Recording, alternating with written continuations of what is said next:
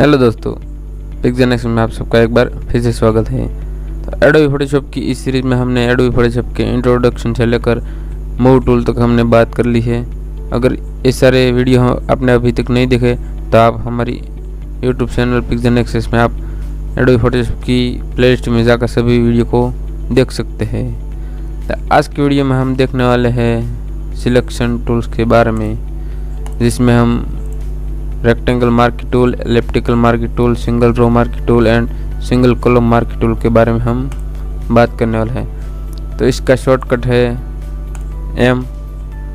इसको हम rectangle marquee tool और एलिप्टिकल मार्की टूल में ही यूज़ करने वाले हैं। अगर single marquee tool, single row marquee tool and single column marquee tool को यूज़ करना है तो हमें इसको रैंडमली सिलेक्ट करना पड़ेगा। अभी तक हम यहाँ पर, तो उसके लिए हम सबसे पहले एक न्यू पेज ले लेते हैं। इसकी विड्थ एंड हाइट हम 400 बाय 400 पिक्सेल्स रखेंगे और कलर मोड हम यहाँ पर RGB रखने वाले हैं। तो दोस्तों, यहाँ पर हमारे सामने 400 बाय 400 पिक्सेल्स का कैनवास सामने आ गया है। ये हमारा 400 बाय 400 का कैनवास साइज है। अगर यहाँ पर हम सिलेक्शन की बात करें तो हम कुछ इस तरह से कुछ सिलेक्शन करते हैं। तो ये जो सिलेक्शन करते हैं वो कोई इमेज या कैनवास का सिलेक्शन नहीं करते हैं, बट पिक्सेल्स का सिलेक्शन करते हैं। जो यहाँ पर हम सिलेक्शन करते हैं उसके कॉर्नर में हमें कुछ ब्लैक साइज का आइकन दिखाई दे रहा है, जिसमें हम विड्थ एंड हाइट पिक्सेल में देख सकते हैं। विड्थ एंड हाइट को हम पिक्सेल में देख सकते हैं। जितना भी हमें सिलेक्शन करना है उतना यहाँ पर दिखाएगा, तो हम हमारे मुताबिक सिलेक्शन कर सकते हैं। सबसे पहले देखते हैं हम रेक्टेंगल मार्की टूल। अगर हमें कुछ एरिया सिलेक्ट करना है जो स्क्वायर में है तो उसके लिए हम रेक्टेंगल मार्की टूल का यूज़ करने वाले हैं। इस तरह से हम सिलेक्शन करेंगे तो हमारे मुताबिक विड्थ एंड हाइट जितनी भी रखनी है उस तरह रख सकते हैं। अगर हमें हाइट एंड विड्थ को इक्वल साइज में बढ़ाना है, कुछ इस तरह से विड्थ एंड हाइट दोनों ओर से इक्वल बढ़े, तो उसके लिए हमें क्या करना है, शिफ्ट प्लस सिलेक्शन करना है। शिफ्ट के साथ सिलेक्शन करना है तो इससे विड्थ एंड हाइट इक्वल बढ़ेगी। अगर बिना शिफ्ट करे हम यहाँ पर एक सिलेक्शन करते हैं और दूसरा अगर हम सिलेक्शन करने जाते हैं तो पहले वाला गायब हो जाता है। यहाँ पर हम सिलेक्शन करते हैं तो पहले वाला गायब हो जाता है। अगर हमें दोनों सिलेक्शन करना है तो क्या करने वाला है, शिफ्ट के साथ हम सिलेक्शन करेंगे, शिफ्ट प्लस सिलेक्शन और शिफ्ट प्रेस रखेंगे और यहाँ पर हम दूसरा सिलेक्शन करेंगे।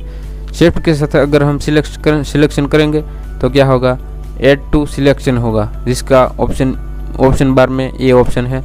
इसका शॉर्टकट है। अगर यहाँ पर हमें ऑप्शन को हम सिलेक्ट नहीं करना सकते तो हम शिफ्ट के साथ सिलेक्ट करेंगे तो यहाँ पर हम ऐड टू सिलेक्शन कर सकते हैं। इससे क्या होता है कि जितना भी हम एरिया एक्स्ट्रा सिलेक्शन करते हैं वो इसमें ऐड होता चला जाएगा।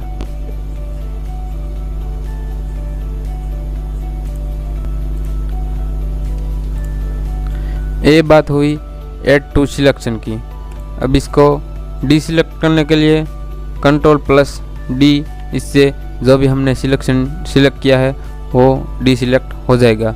अगर इस कैनवास को जूम करना है तो क्या करेंगे, कंट्रोल प्लस करेंगे तो एक कैनवास साइज जूम होगी। अगर जूम आउट करना है तो इसको कंट्रोल प्लस माइनस करेंगे तो इससे कैनवास साइज जूम आउट होगी। जूम करना है तो control plus and zoom out करना है तो कंट्रोल माइनस। अभी हमने बात की थी ऐड टू सिलेक्शन की, अब बात करने वाले हैं अल्टर प्लस सिलेक्शन। इससे क्या होगा, जो भी एरिया हम सिलेक्शन करेंगे उसमें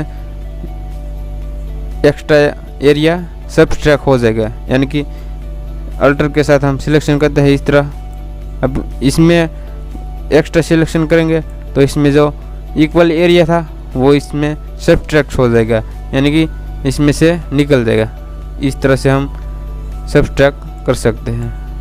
अल्टर प्लस सिलेक्शन, जिसमें इक्वल एरिया निकल जाएगा इस तरह से। अब इसको हम डिसेलेक्ट करते हैं।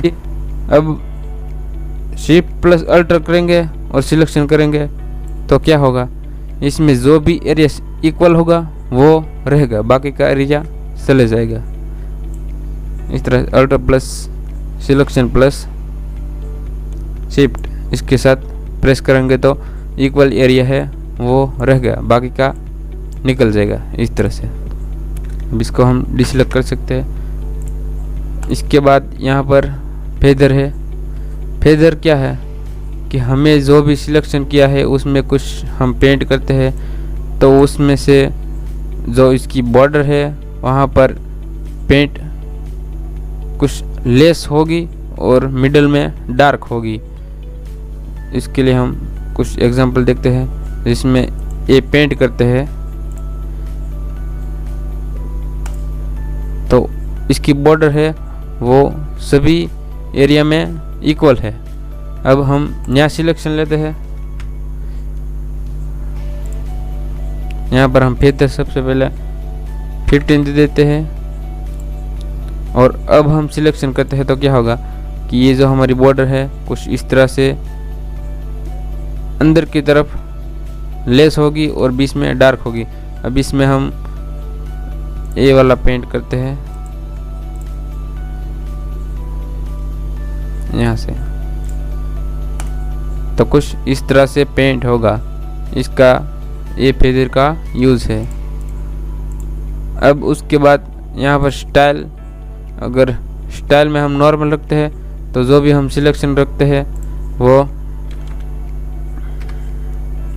जो भी हम सिलेक्ट करेंगे वो हमारे मुताबिक जितनी भी सिलेक्शन रखना है विड्थ एंड हाइट हमारे मुताबिक रख सकते हैं।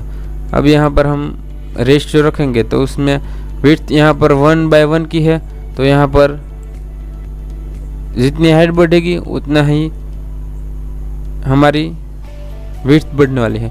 अगर हम यहाँ पर विड्थ 2 रखते हैं, हाइट 1 रखते हैं, तो यहाँ पर जो भी सिलेक्शन नया सिलेक्शन करने वाले हैं उसमें क्या होगा, यहाँ पर विड्थ हम 2 कर देते हैं। अब क्या होगा, विड्थ 2 गुना बढ़ेगी और हाइट 1 गुना।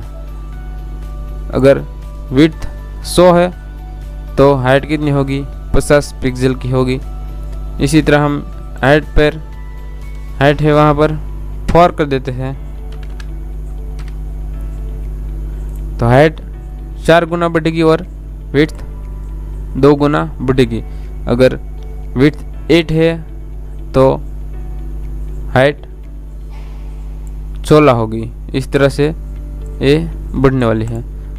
अब यहाँ पर हम फिक्स रेशियो रखेंगे, तो यहाँ पर जो भी हम रेशियो रखेंगे यहाँ पर 100 पिक्सल का है और हाइट में भी 100 पिक्सल का है, तो क्या होगा, जो भी यहाँ जहाँ पर हम सिलेक्शन क्लिक करेंगे वहाँ पर 100/100 का एक स्क्वायर सिलेक्शन आ जाएगा इस तरह से। अगर यहाँ पर रखेंगे तो यहाँ पर शिफ्ट के साथ रखेंगे तो डबल हो गए इस तरह से।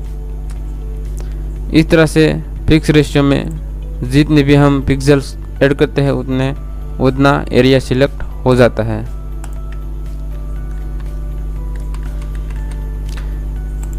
ये बात की है हमने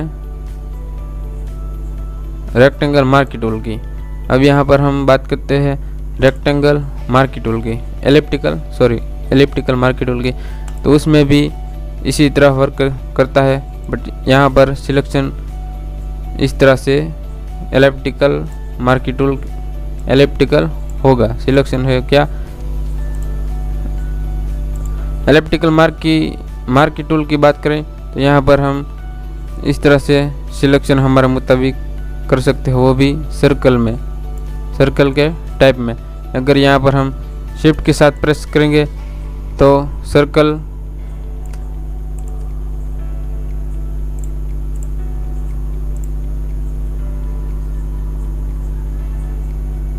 अगर हम यहाँ पर शिफ्ट के साथ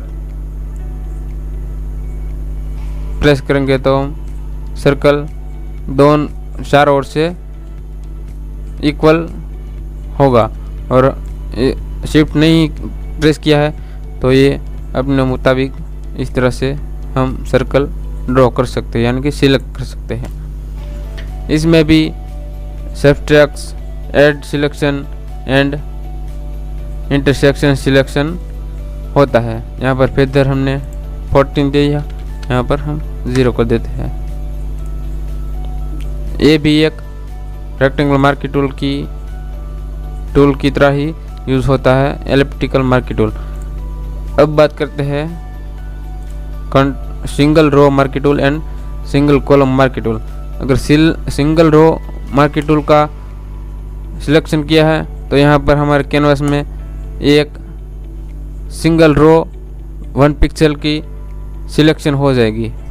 इसमें हम कोई कलर फिल करते हैं तो यहाँ पर अल्टर बैकस्पेस के साथ हमारा बैकवर्ड कलर फिल करते हैं तो यहाँ पर हमें कुछ इस तरह से 1 पिक्सल की लाइन सिलेक्ट कलर के साथ मिल जाएगी। या अगर यहाँ पर हमने single row column marquee tool का यूज़ किया है और यहाँ पर हम एंटर देंगे तो यहाँ पर 1 पिक्सल की कॉलम हमें सिलेक्शन में मिल जाएगी। इसमें हम कुछ कलर फिल कर देते हैं, कंट्रोल प्लस बैकस्पेस, इससे हमारा बैकवर्ड कलर फिल हो जाएगा। और यहाँ पर हम कंट्रोल प्लस डी करेंगे तो डी सिलेक्शन हो जाएगा और यहाँ पर जो भी हमने कलर फिल किया है वो हमें दिखने लगेगा। इस तरह से चारों टूल का यूज़ होता है, rectangle marquee tool, elliptical marquee tool and single row marquee tool and single column marquee tool का यूज़ होता है।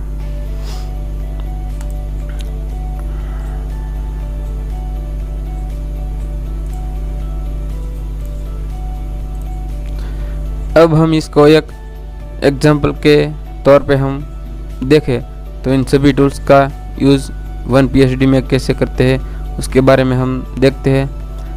तो यहाँ पर हमें सबसे पहले कुछ लाइन ड्रॉ करते हैं, single row marquee tool and single column marquee tool. यहाँ पर हमारा कैनवास 400 बाय 400 पिक्सल का है तो इसमें हम 100 बाय 100 पिक्सल के कुछ स्क्वायर ड्रॉ करेंगे। उसके लिए हमें इस तरह से कुछ ड्रॉ करते हैं। यहाँ पर हम नॉर्मल कर देते हैं, यहाँ पर हम कुछ सिलेक्शन लेते हैं। तो यहाँ पर हमें 100 बाय 100 के सिलेक्शन लेने में थोड़ी सी दिक्कत होगी क्योंकि इसमें इसको हम लेकर इस तरह से थोड़ा सा मिस्टेक होता है। ये 100 बाय 100 पिक्सल की है। अगर इसको हम इस तरह कॉर्नर में फिक्स कर सकते हैं, इससे क्या हो गया कि थोड़े से पिक्सल यहाँ पर कैनवास साइज के बाहर भी चले जा सकते हैं। अगर ये सब ना करना हो तो उसके लिए हम क्या करेंगे, रूलर एरिया का यूज़ करेंगे। जो यहाँ पर कुछ मेजर दिख रहे हैं वो है रूलर एरिया। अगर ये आपके कैनवास में नहीं दिखाई दे रहे तो कंट्रोल प्लस R प्रेस करेंगे तो ये आपको दिखने लगेंगे। तो यहाँ पर कंट्रोल प्लस R करेंगे तो हमें यहाँ पर रूलर एरिया दिखाई दे रहा है। तो उसके लिए हम क्या करेंगे, सबसे पहले सिंगल रो मार्की टूल का यूज़ करेंगे और यहाँ पर हम 100 पिक्सल बाय 100 पिक्सल के कुछ लाइन ड्रॉ करने वाले हैं इस तरह से। अगर इसको आपने अभी ड्रॉ करके इसको नहीं निकालेंगे तो भी कोई बात नहीं, ये आपको पेंट में नहीं दिखने वाले हैं। ये सिर्फ मेजरमेंट के लिए ही यूज़ होते हैं, इसकी कोई दिक्कत नहीं होगी। यहाँ पर हम प्रेस करके इस तरह से हम इसको ला सकते हैं और फिर इसमें हम सिलेक्शन भी बहुत आसानी से कर सकते हैं। अब हम क्या करेंगे, इससे रेक्टेंगल मार्की टूल यहाँ से हम सिलेक्शन इस तरह से कर सकते हैं। ये बहुत इजी है।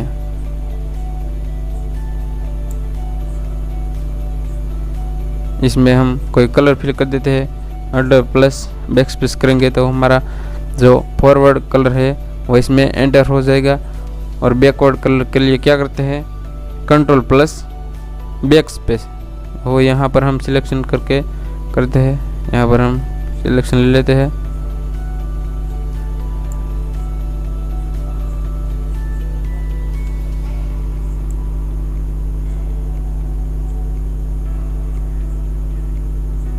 कुछ इस तरह से सिलेक्शन लिया।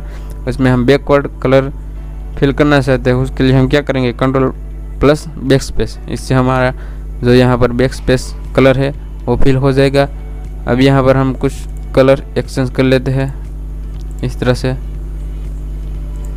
और इसमें भी कुछ ऐसा कलर लेते हैं। और यहाँ पर हम तीसरा सिलेक्शन लेते हैं। इसमें हम अल्टर प्लस बैक स्पेस करेंगे तो ऊपर वाला कलर आ जाएगा। और इस सिलेक्शन में हम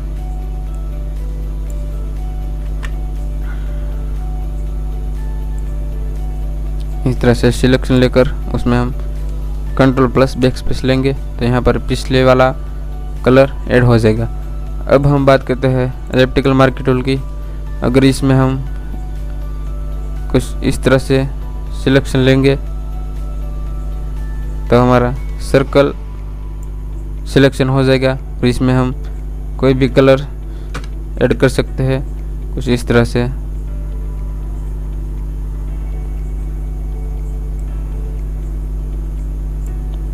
इसमें इस तरह से हम कलर फिल कर सकते हैं। अब यहाँ पर हम फेदर लेके हम सिलेक्शन ले लेते हैं। इसमें हम 10 पिक्सल का सिलेक्शन फेदर दे देते हैं और यहाँ पर हम सिलेक्शन करेंगे और इसमें कुछ कलर एंटर कर देते हैं तो इस तरह से फेदर दिखेगा। ये कलर हम एक्सचेंज कर लेते हैं, कुछ ऐसा कलर लेते हैं, इसमें कलर फिल करते हैं।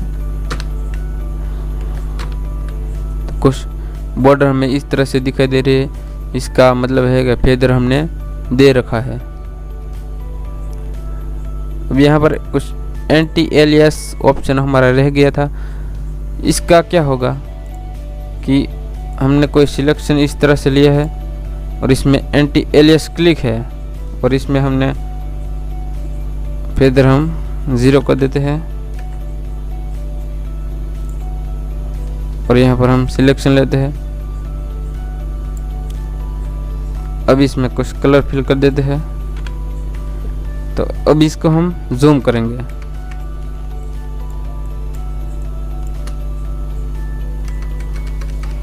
जूम करने पर हम यहाँ पर कुछ इस तरह से कुछ स्क्वायर, छोटे छोटे स्क्वायर पिक्सल में दिखाई दे रहे हैं। तो अगर हमने यहाँ पर एंटी एलियास क्लिक किया हुआ है तो इस तरह से हमें सिलेक्शन देखने को मिलेगा।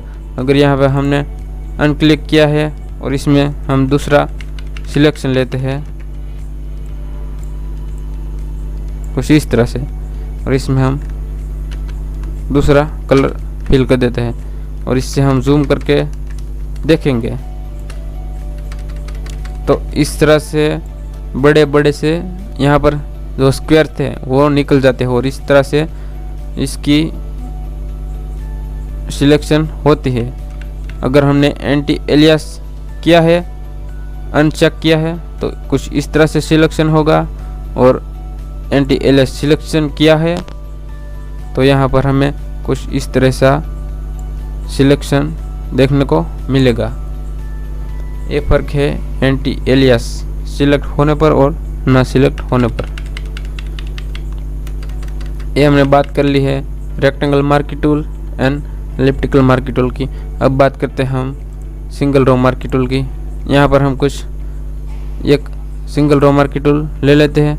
ये हमारी एक 1 पिक्सल्स की रो है। इसमें हम कोई भी कलर फिल कर देते हैं, कंट्रोल प्लस बैक स्पेस। अब इसको यहाँ पर हमें कुछ कलर दिखाई नहीं दे रहे बट यहाँ पर सिलेक्शन हुआ, यहाँ पर सिलेक्शन है इसलिए हमें दिखाई नहीं दे रहा। अगर हम कंट्रोल डी करेंगे तो हमारे यहाँ पर कलर दिखने को मिलेगा। अब यहाँ पर हम एक कॉलम ले लेते हैं कुछ इस तरह से और यहाँ पर ये हमारी 1 पिक्सल की कॉलम सिलेक्ट हो गई है और इसमें कुछ कलर पेंट कर देते हैं यहाँ पर हमें कलर नहीं दिखाई दे रहा है, बट डिसेलेक्ट करेंगे तो कलर देखने को मिलेगा। तो ये हमारे चारों tools, rectangle marquee tool, elliptical marquee tool, row marquee tool and column marquee tool का यूज़ इस तरह से कर सकते हैं। यहाँ पर हम राइट क्लिक करेंगे तो यहाँ पर ये सभी सिलेक्शन के ही ऑप्शन है, डिसेलेक्ट करने के लिए, सिलेक्ट इन्वर्स करने के लिए, और हाँ यहाँ पर सिलेक्ट इन्वर्स एक बाकी रह गया था। अगर हमने यहाँ पर कोई भी एलिप्टिकल मार्की टूल लिया है, उसको हम इस तरह से कुछ सिलेक्शन करते हैं, उसमें हम कुछ कलर फिल करते हैं इस तरह से। तो हमने कलर फिल किया, अब इसके बाहर भी हमें उसके अंदर कोई वर्क नहीं करना है, बट उसके बाहर के एरिया में हमें कुछ वर्क करना है। तो उसके लिए हम क्या करेंगे, इसके राइट क्लिक करेंगे और सिलेक्ट इन्वर्स करेंगे, तो उसके बाहर की सिलेक्शन है वो सिलेक्ट हो जाएगी और अंदर कुछ वर्क नहीं करेगा। अगर यहाँ पे कुछ पेंट करना है तो इसके अंदर पेंट नहीं होगा, लेकिन यहाँ पर बाहर पेंट हो सकता है, यहाँ पर अंदर पेंट नहीं होगा। इसी तरह सिलेक्ट इन्वर्स का यूज़ होता है। सिलेक्ट इन्वर्स करेंगे तो उसके बाहर के एरिया में वर्क कर सकते हैं इस तरह, और इसके अंदर कोई भी सिलेक्शन या फिर कोई वर्क नहीं कर सकते हैं। ये यूज़ होता है सिलेक्ट इन्वर्स का। तो इसके रिलेटेड आपको अगर कोई क्वेश्चन हो तो हमें ज़रूर कमेंट करके बताइएगा। यहाँ तक साथ देने के लिए थैंक यू। अब मिलते हैं हम अगली वीडियो में। Thank you.